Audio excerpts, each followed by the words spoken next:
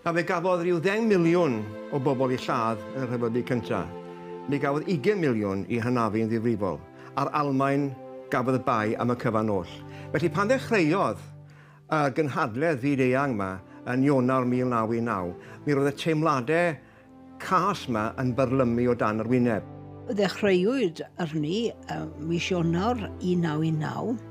Fi'n mlaen i'r Gwanwyn, mewn i'r Gwanwyn, achos arwydden nhw ddim Cytundeb Versailles yn y Sal de Glas yn Versailles tan mis Mehefin 1919. So, nhw'n gwrs ei 6 mis o drafod.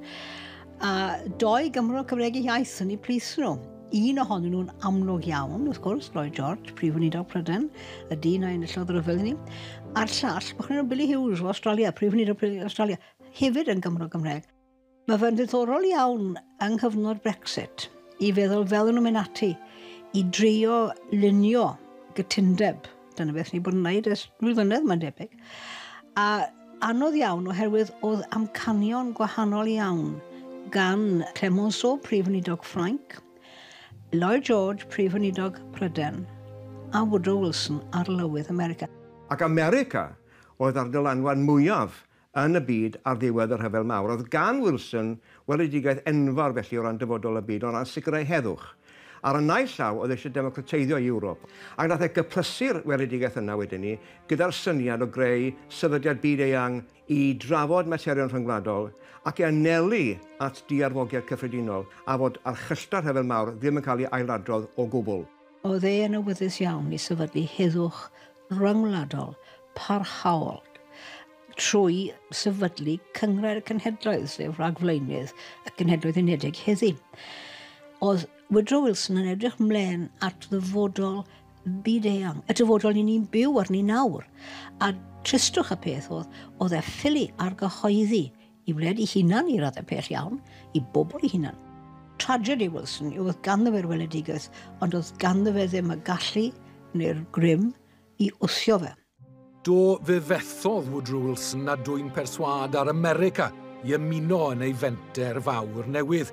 Roedd Cyngrair y Cenhedloedd yn wan o'r cychwyn cyntaf felly. Ac roedd na fethiad arall hefyd o ran ffrwyno awydd y cyngreiried eraill i ddial. Ar yr eithafwynt arall wedyn ni oedd Clemenceau, a'i fryd yn unig ar ddiogelu dyfodol Ffrainc. Oedd wedi cael ei goresgyn gan yr Almaen, wedi achosi i 2 filiwn bron o'i milwyr i gael ei lladd.